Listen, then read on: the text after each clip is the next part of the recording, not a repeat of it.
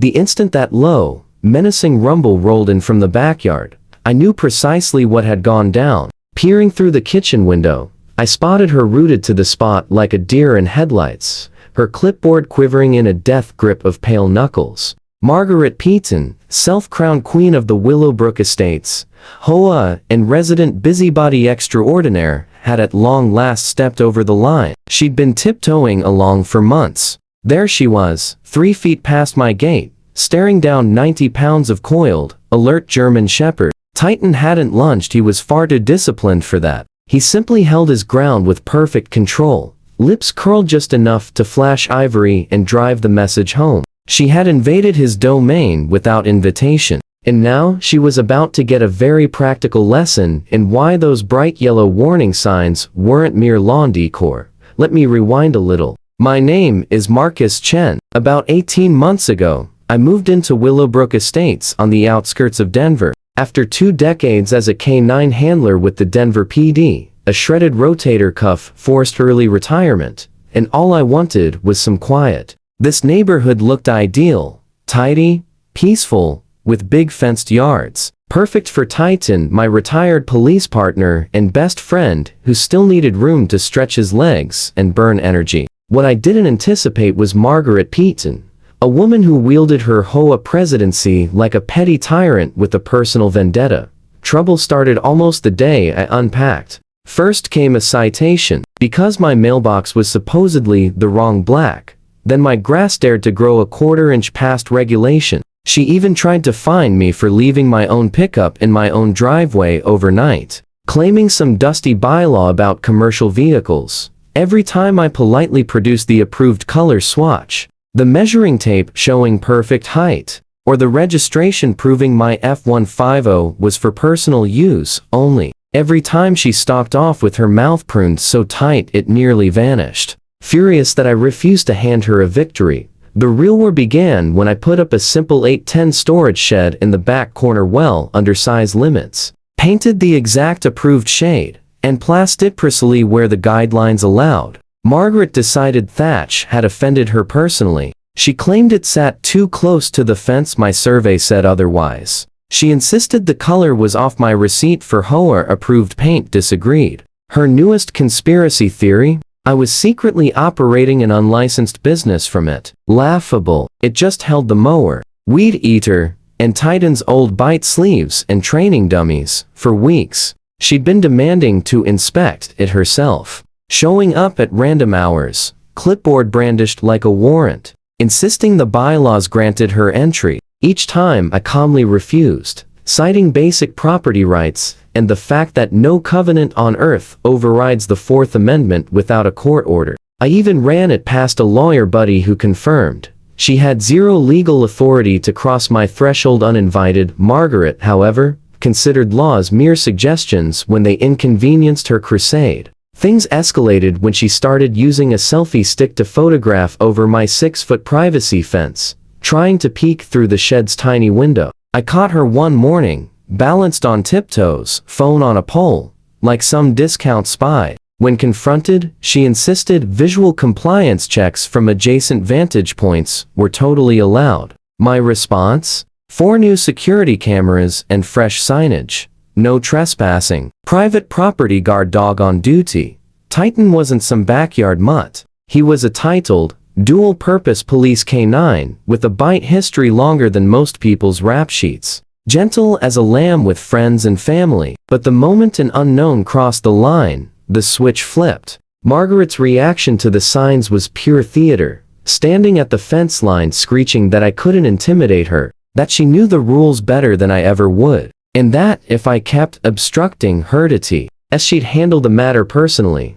I still remember her exact words. They'd prove handy later. Voice shrill enough to peel paint, she yelled, "You think you're clever with your little signs and cameras? I have ways of dealing with non-compliant residents. That shed is coming down, one way or another." I just smiled and reminded her that unauthorized entry was trespassing, and that Titan was trained to apprehend and hold until released. She stormed off in a cloud of floral perfume and indignation. But the glint in her eye told me she wasn't finished. I should have known payback was coming when I spotted her silver Prius parked down the block that Tuesday afternoon. I was inside finishing paperwork, Titan sunbathing in the yard, everything calm until that unmistakable working growl vibrated through the open window. Not his happy woof. Not his playful grumble. This was the real deal. The sound that used to make fleeing suspects throw their hands up before I even got out of the cruiser. I reached the window in time to see Margaret actually inside my fenced yard. Having slipped through the side gate, I'd stupidly left unlatched after hauling in groceries. Clipboard hugged to her chest like body armor. She was trying to sidestep toward the shed. Titan, of course, had already inserted himself between her and her objective with textbook precision. Ears forward, stance low and balanced. A quiet but continuous growl, underscoring the point. Not one more step. Every time she inched sideways, he mirrored her perfectly. When she tried retreating toward the gate, he adjusted to keep her corralled without ever touching her. Years of training on full display, controlled, professional, and terrifyingly effective. Margaret's face cycled from smug entitlement to wide-eyed panic in seconds. In a voice now several octaves high. She tried. Good doggy, nice boy. I'm just here to check the shed. I'm allowed. I'm the HOA president. Titan answered with a deeper growl, amber stare never wavering. She waved her clipboard like it might part the Red Sea. He cocked his head, almost entertained. Then she made her fatal error, fumbling for her phone to call for help. Fingers shaking too hard to dial properly, I stepped onto the back porch, calm as if I were on any other call. Titan, watch. Instantly, he dropped into a rock-solid sit beside me, eyes still locked on target, but the immediate pressure eased a notch. Margaret remained boxed in. One wrong twitch, and he'd be back on his feet. She shrieked, "Your vicious animal attacked me. I'm calling 911. You'll be sued, and that monster will be euthanized." I couldn't suppress the chuckle. By all means, Margaret, call them. I'm sure the officers would love to hear how you committed criminal trespass, ignored half a dozen posted warnings, and met exactly the consequence those signs promised. And just so we're clear, Titan hasn't attacked you. If he had, you'd already be on your way to the ear instead of standing there screaming. She sputtered like a kettle about to explode, but she did dial 911, breathlessly informing the dispatcher that she'd been mauled by a rabid monster while performing critical HOA duties. While we waited for the cavalry, I casually pulled out my phone and hit record. Margaret paced in the tiny circle Titan still permitted her, ranting about lawsuits, animal control death squads, and how she'd have me evicted by sundown. "You think you're untouchable," she hissed, "but I have connections. My brother-in-law's a lawyer, my cousin's high up in animal control. You and that creature are done."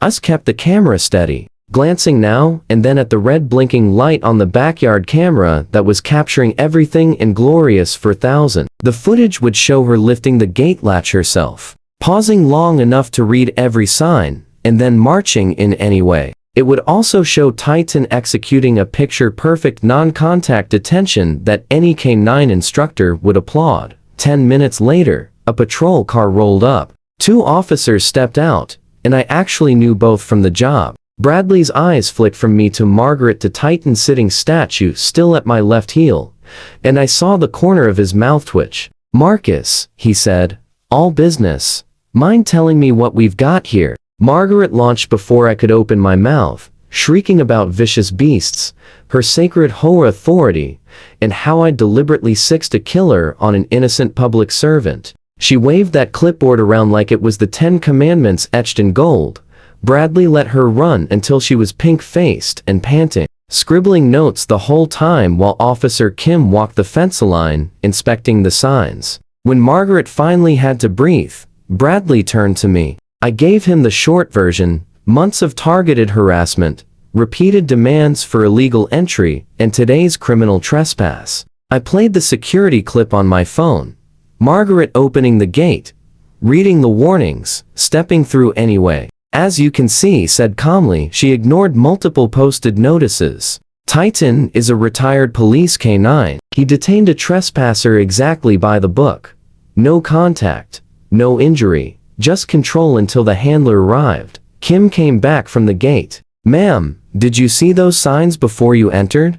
Margaret turned the color of an overripe beet. HOA authority supersedes. Bradley cut her off gently. Ma'am, really doesn't. HOA covenants do not trump the Colorado Criminal Code. You were explicitly warned, in writing, that a guard dog was on duty. You're extremely fortunate he's this well trained. Margaret tried again. It attacked me. It growled. I feared for my life. Bradley was already flipping open his citation book. Margaret Peterson, citing you for criminal trespass in the second degree. The property owner has made it clear you are not welcome without express permission, and you disregarded that. This is your formal notice. Enter this property again without invitation, and you will be arrested. Do you understand? Her mouth opened, closed, opened again, but nothing came out. She stared at the yellow ticket like it was written in ancient Greek, then at me, then at Titan, whose tongue was now lolling in what I maintain was the canine equivalent of a smirk. This is absurd, she finally croaked. I'm the president of the HOA. I was doing my job. Officer Kim didn't bat an eye. Your job description doesn't include breaking the law, ma'am. Might want to read your own bylaws, and maybe talk to an actual attorney about the limits of your power. As the officers turned to leave, Bradley pulled me aside. Titan's still sharper than half the rookies I ride with, he said under his breath. Best partner I ever had. I answered, scratching Titan behind the ears. Margaret overheard. You could literally watch the realization hit her like a slap. She'd picked a fight with an ex-cop and his decorated K9. The last of the color drained from her face. Bradley handed her the citation one last time, repeated the trespass warning, and both officers left. Margaret stood frozen for a long second, paper trembling in her hand. This isn't over, she muttered. The board will hear about this. I smiled. I'm counting on it, Margaret. I'll bring the video, the police report, and a few neighbors who are tired of your nonsense. Should be a fun meeting. She spun toward the gate. Titan offered one polite but pointed woof. She broke into a jog forth last 10 feet. The aftermath was glorious. Word travels fast in a place where the biggest excitement is usually someone's Christmas light staying up until January. Within days, neighbors I barely knew were knocking on my door with their own Margaret horror stories. 2 weeks later, an emergency HOA meeting was called. I showed up with a thumb drive, the police report, signed statements from 5 other residents, and popcorn-worthy security footage. The board voted 6-0 to remove her as president, effective immediately. The criminal trespass citation carried a $500 fine. When she tried to fight it in court, the judge upheld it and added a verbal warning that any further contact with me would trigger a restraining order. Then her employer, a local real estate firm, decided that senior agent convicted of criminal trespass wasn't the branding they wanted. She was gone within weeks. The next election, and she ran for any board seat she could get. Collected exactly 3 votes herself and, I assume, her husband and sister, and vanished from the ballot forever. The new president, Janet, a retired schoolteacher with common sense and a golden retriever, sent out a newsletter reminding everyone that HOA authority stops at the property line. My shed still stands. Still boring, still 100% compliant. I did one new sign beneath the guard dog warning. Private property enter uninvited. Meet Titan. Just ask Margaret. Every time her car passes my house now, she accelerates like the hounds of hell are behind her and stares straight ahead. Titan gets extra treats and has become the unofficial neighborhood mascot. Kids ask to pet the hero dog on our walks. Margaret's record now permanently reads, criminal trespass, $500 fine, judicial warning. The look on her face when the gavel came down, shock, humiliation, and the sudden, crushing understanding that her little kingdom was gone forever, was worth more than any fine I'd have imposed myself.